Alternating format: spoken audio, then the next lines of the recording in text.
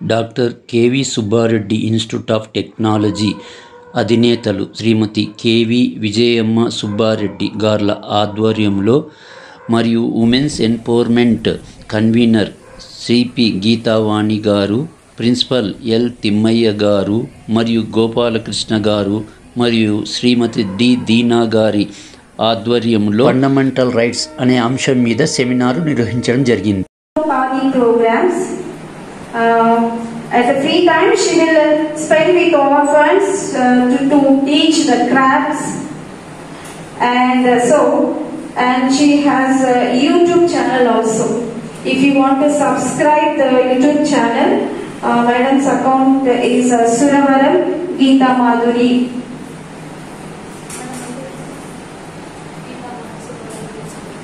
That is the madam's channel account. If you want to subscribe, please subscribe. And then I'd like to correspondent madam to give an inspirational speech. ఈరోజు నేను నిర్వహిస్తున్న fundamental rights అనే programme అనేది ప్రతి ఒక్క విద్యార్థి తెలుసుకోవాల్సిన విషయం ఎంతైనా ఉంది. ఎందుకంటే మీరు జనరల్గా బీటెక్ విద్యార్థులు కాబట్టి ఈ సోషల్కి సంబంధించిన ఫండమెంటల్ రైట్స్ డ్యూటీస్ అనేది మీకు పెద్దగా తెలిసిపోవచ్చు. మేడం లాయర్ గారు కాబట్టి మీకు ఫండమెంటల్ రైట్స్ గురించి బాగా ఎక్స్ప్లెయిన్ చేస్తారు. డౌట్స్ ఉంటే అడగండి, మీరు ఏదైనా క్లారిఫికేషన్ తీసుకోవాలని చేసుకోవచ్చు. తర్వాత మేడం ఇచ్చే సూచనలు మీరన్నీ తప్పకుండా పాటించాలని కోరుకుంటూ ముగిస్తున్నాను. నా నమస్కారాలు. ఇంత మంచి అవకాశాన్ని ఇచ్చి నాకు ఒక మంచి టాపిక్ మీకు తెలియపరచడానికి ఇచ్చినటువంటి ఈ అవకాశాన్ని నేను నిజంగా సద్వినియోగపరచుకోవడానికి ఎంతో సంతోషిస్తున్నా. మీరు కూడా నాకు సహకరిస్తారని, నేను చెప్పే మాటలు మీరు కూడా శ్రద్ధగా విని వాటిని ఆచరించడానికి మీరందరూ అంగీకరిస్తారని కోరుకుంటున్నాను. ముఖ్యంగా మన రాజ్యాంగంలో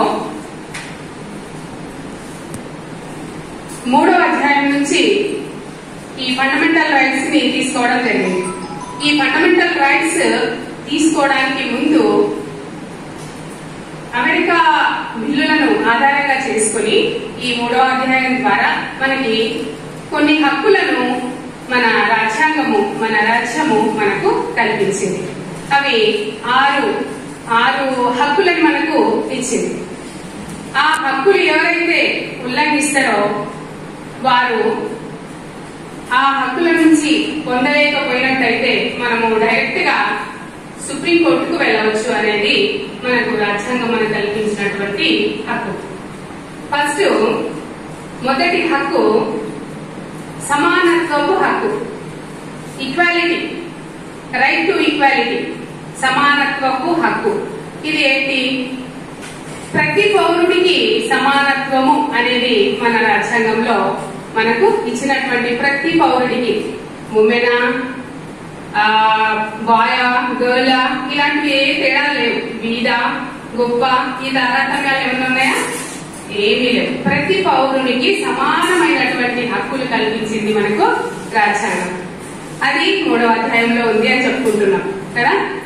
దీన్నే మనము అందరము ఆచరించాలి. ఎవరైతే ఆ పౌరుడు దాని నుంచి ఆ హక్కు నుంచి పొందలేకపోయినటువంటి సమయంలో మనం ఎక్కడికి వెళ్ళొచ్చు? సుప్రీంకోర్టు. డైరెక్ట్ గా సుప్రీంకోర్టుకి వెళ్ళొచ్చు. మామూలుగా అయితే ఏదైనా వేరే హక్కులు మనకి లేనప్పుడు మనం ఏం చేస్తాము? చిన్నగా ఫస్ట్ కింది కోర్టు, తర్వాత డిస్ట్రిక్ట్ కోర్టు, ఆ తర్వాత హైకోర్టు, ఆ తర్వాత సుప్రీంకోర్టుకు వెళ్తాం.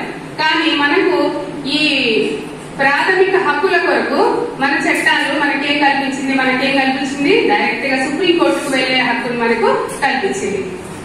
ఎప్పుడైతే మనము హక్కును పొందలేకపోతే డైరెక్ట్ గా సుప్రీంకోర్టుకు వెళ్ళొచ్చు. అదే హక్కు ఎప్పుడైతే మనకు పొందలేకనప్పుడు గవర్నమెంట్ తరఫున గవర్నమెంట్ కి ప్రశ్నించే హక్కు ఎవరుంది? కోర్టుకే ఉంది. ఏదైనా పొందని ఇప్పుడు మనం మీరెవరు అడగకపోయినా కూడా సుమోటో కింద మనము చట్టాలే, న్యాయస్థానమే గవర్నమెంట్ కు ప్రశ్నించే హక్కు ఉంది. ఎందుకు ప్రజలను ఇబ్బంది పెడుతున్నారు, ప్రజల యొక్క హక్కును ఎందుకు మీరు స్వాతంత్రపు హక్కు, రైట్ టు ఫ్రీడమ్ తెలుసు కదా, రైట్ టు ఫ్రీడమ్ మనకు మాట్లాడే హక్కు. రైట్ టు ఫ్రీడమ్ లో కూడా 6 హక్కులు ఉన్నాయి. రాజ్యాంగంలో 6 హక్కులు ఎలా ఉన్నాయో only right to freedom article 19 right to freedom లో 6 హక్కులు ఉన్నాయి. అవి ఏంటి? వాక్చాతుర్యం, మాట్లాడడానికి హక్కు ఉంది కదా మనకి, మాట్లాడుతున్నాం కదా, నువ్వు మాట్లాడొద్దు, నీకెందుకు నీ మనసులో ఉన్న భావాన్ని నువ్వేం చెప్పదలుచుకున్నావు ఆ విషయాన్ని నువ్వు స్వాతంత్రంగా ఎదుటి వాళ్లకు చెప్పవచ్చు. మాటల ద్వారా కానీ, చిత్రలేఖనం ద్వారా కానీ, ఒక శిల్పకళ, ఒక శిల్పి ఉంటాడు కదా, శిల్పి తన మనసులో భావాన్ని మంచి శిల్పంగా చెక్కి అతని భావాన్ని ఆ శిల్పంలో పొందుపరుస్తాడు. ఆ విధంగా ఇప్పుడు పేపర్ వాళ్ళు ఉంటారు, పేపర్ అనేది పేపర్ లో మెసేజ్ పెడతా ఉంటారు కదా, ఆ పేపర్ లో కూడా రాసేది కూడా అది కూడా ఒక హక్కే. అట్లా మొత్తము అన్ని 6 హక్కులు. ఉద్యోగం చేసేది ఒక హక్కు, అంతేనా కదా. మీరు ఈరోజు చదువుకోవడానికి వచ్చారు ఇక్కడికి, ఈ హక్కు ఎట్లుంది? లేదు, మీరు ఎవరు ఇంట్లో నుంచి బయటికి రాకూడదని చెప్పలేదు కదా గవర్నమెంట్. మనకు చదువుకునే హక్కు కూడా ఇచ్చింది, సాంస్కృతిక విద్యా హక్కు.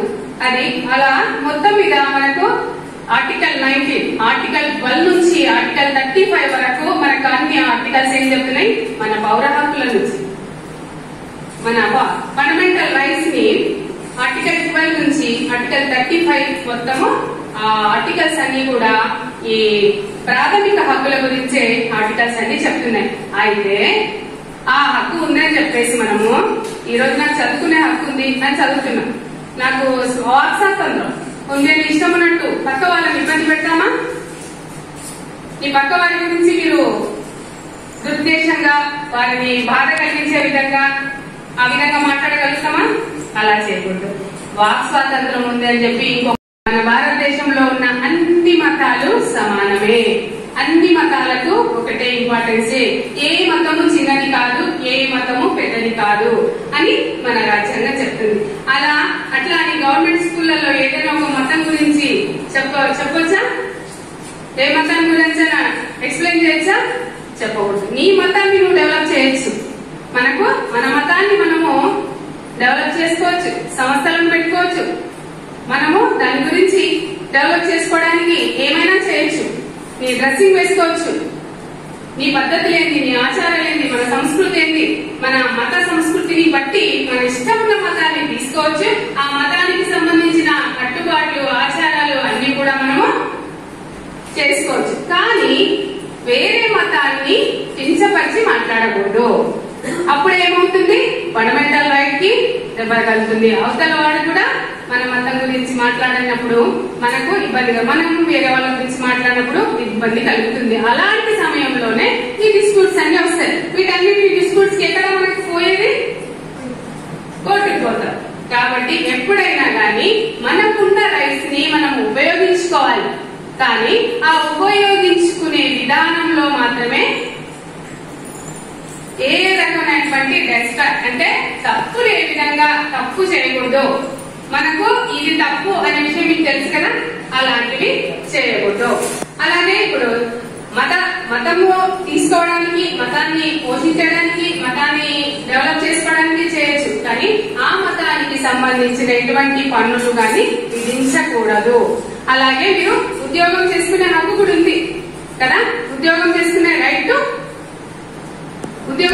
రైట్ చేస్తుంటాం, అది కూడా మనకు హక్కు ఉంది. కానీ ఏ విధంగా ఉంటది? హక్కులను బ్రీచ్ చేసుకోకుండా, పక్క వారిని దూషించకుండా, చెడ్డ పనులు ఏమి చేయకుండా. అర్థమైందా మీకు?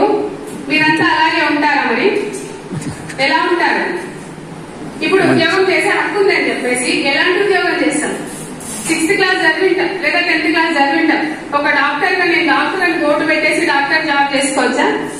చేయకూడదు. ఒక ఇన్స్టిట్యూట్ కి నేను లీడర్, ఒక ఇన్స్టిట్యూట్ కి నేను మేనేజర్ని అని చెప్పి పెట్టుకోవచ్చా? పెట్టు. మనము చదువుకున్న విద్యకి ఏ విధమైన ఆధారాలు ఉన్నాయి, దాన్ని బట్టి నీకు జాబ్, అంతేనా కదా. నీకు చదువు తక్కువ ఉండి నీకు దాన్ని చేసే హక్కు లేనప్పుడు నువ్వు ఆ ఉద్యోగం చేస్తే నీకు అది రైటా?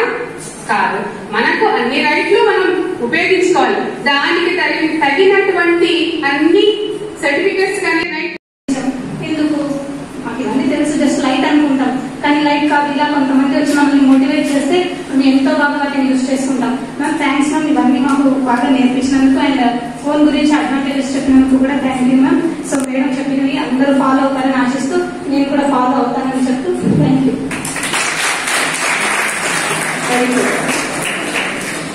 ఇంకా ఎవరైనా boys side, from the boys side anybody should come forward. You are the BTech students, not the degree students and intermediate students. You are the BTech students. Stage fear పోతుంది మీకు అనా రావాలి. వచ్చి ఒక 2 మాటలు ఆ బేబీ చెప్పిపోయినట్లే చెప్పండి. ఇప్పుడు ఏమన్నా వేరే విధంగా ఉందా చెప్పండి. Remove your stage fears, Ravi. మీకు ఆ fear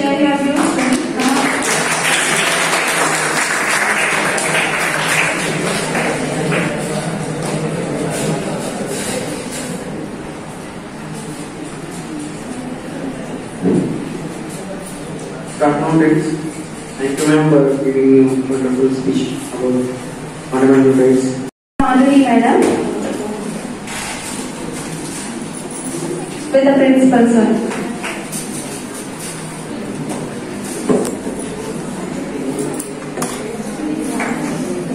Our honorable secretary madam, which is Srimati Vijaya Lakshmi garu, Advocate Geeta Madhuri garu, and Dr. Geeta Madhuri, Pushpalata, Indra Pushpalata, and my dear students. Very good afternoon to all of you. First of all, I will convey my thanks to Advocate Geeta Madhuri garu for her valuable speech on a fundamental right and duties of the citizen. In general, particularly in India, everybody is talking about their rights in SOF and all these things, isn't it? Wherever, simply they are talking rights only, but at the same time, before enjoying your rights, you must perform some duties also as a citizen of India. That you have to learn. Once again, I thank you, madam. Thank you for your valuable and highly information speech on fundamental rights and duties. On this occasion, I am requesting Dr. Geeta Madhuri to felicitate her.